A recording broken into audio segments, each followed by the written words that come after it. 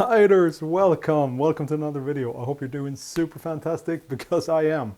Like, I'm not fantastic, but I'm feeling super fantastic. Today we're going to talk about mounting tubeless tires. I know there's a ton of instructional videos, but I think they're skipping a few small little tips which I'm going to go through with you today. If you didn't know, I have a long history of working with tires on cars actually, and I do know my rims and tires. We have a close-up camera here today, so we're going to make it a little bit extra nice and very instructional. So just a few minutes ago I got my new rear wheel, because in the last video I talked to you about taking the wheel apart to take it to the repair shop. Well, they didn't want to straighten it because it was too bent, and they wanted to give me a new one. And then they came out of the store with a 135 QR wheel. Mine's a Boost. So that was just awful. So I decided to go for a DT Swiss E1900. Very nice wheel. So I do have my rim and I do have my tire up here, and it's full of sealant, full of old gunk, which I'm going to save because why not? It's very dirty and it's been through a lot, but it's got a few miles in them and I can't afford new ones just yet.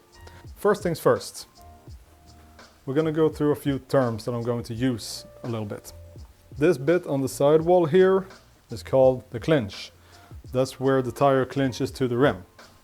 This little dent all the way around the rim is called the drop center, and it's not there to look good, it's there for a reason. Now the people at DT Swiss have been really kind to already supply it with a perfect sealant tape here that goes into the drop center, and that's very crucial, because when I mounted my tires tubeless the first time, I couldn't get my tape into the drop center and still have it be taut and nice. So I'm very grateful, because I couldn't have done it better myself. But there are videos on how to do this, so I'm just going to skip that step completely because I don't need to do it.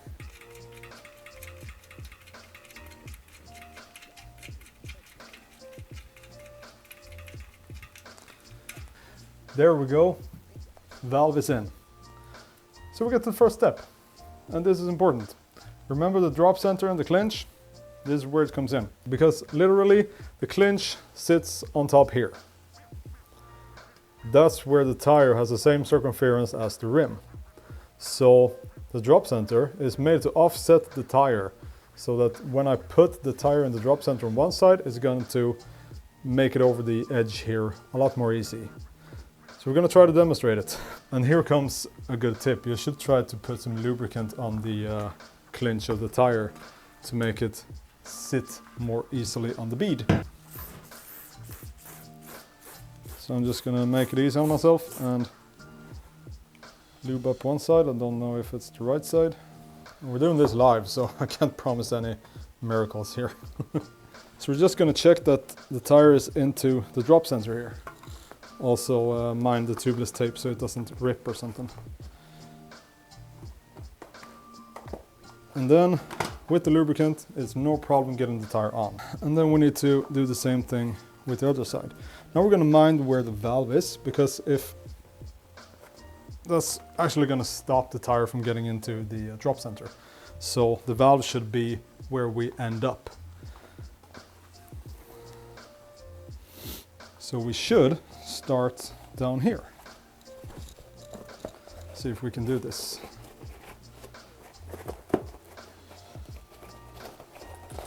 The thing is with this, you gotta stop the tire at one end so it doesn't come off as you try to inch it on the other end.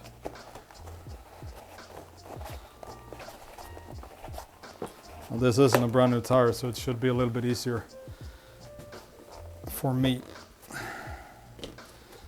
But now you can see the tire is not in the drop center down here. Now it's going to be a problem. So we're going to push it into the drop center and pull up here.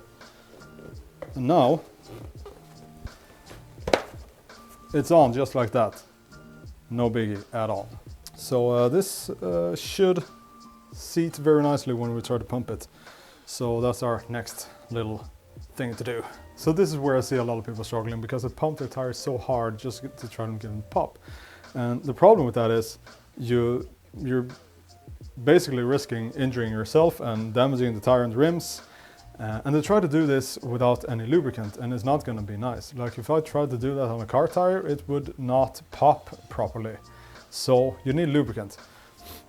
Not too much lubricant because it could make the tire burp more easily, but just use something that's gonna evaporate. Now I don't know if this is just normal silicone spray from Biltema, but what I like to do is to get it to seat more nicely is to just run some silicone spray along the edges.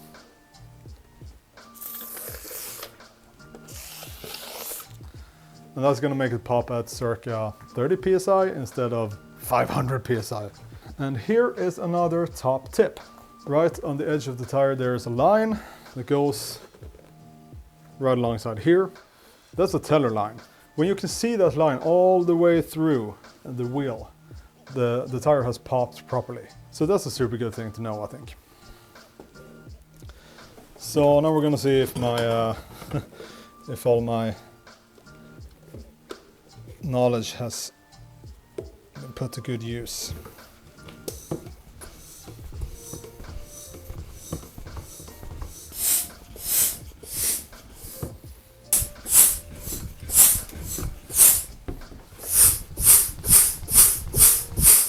Oh my word. I have been pumping and pumping and pumping and pumping just to get these tires to just take the air and seal. I don't have an air chamber. I can't shock them into like popping, so I had to put sealant in and shake it about so it would seal a little bit better through the clinch of the tire, and then I could make it take the air. So now we're going to see just how long it's going to take, at what pressure the tires are actually going to pop. So we're going to see. I got my camera here.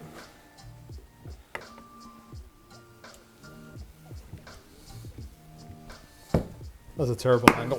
Oh, it's popping. The first pop at under 1 bar. We're soon at 30 psi. I'm going to leave it there because it seems that it has popped all that it's going to pop. And now it's time to shake the tire. Well, I have circa half the amount of sealant that I need in there already, so I'm going to shake it about a little bit, and then we're going to check the teller line, and it seems to have popped all the way. And now we're going to let the air out again, of course.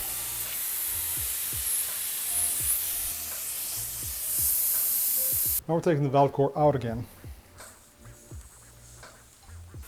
Okay, time to put the sealant in. Some people do it before they pop the tires. That'll be faster, of course, but it could potentially be more messy. This way that I'm going to show you is super easy, and it's just like if you get muck off no puncture sealant, it's going to come with a rubber hose or silicone hose, and you just fill it through the valve, and there's like gauging here on how much you have filled. So all we're going to do is squeeze the bottle. There, valve is in. All we got to do now is pump it again.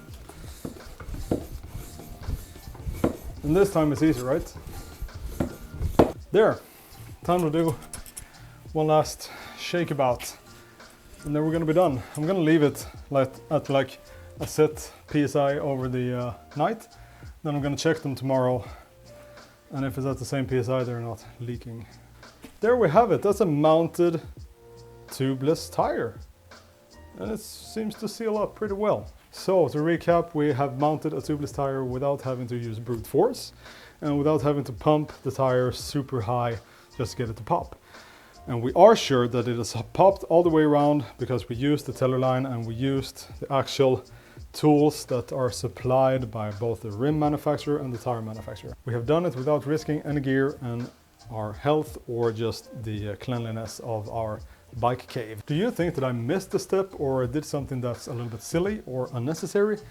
Tell me in the comments below if you liked this video and it was helpful. Like the video, tell me that you found it helpful, and consider subscribing. Now I'm gonna mount my wheel on the bike and get out and shred. No, I'm not. It's winter, it's like -4 and windy, so I'm not. Anyway, that's all for this time. I'll see you whenever I see you. Bye for now.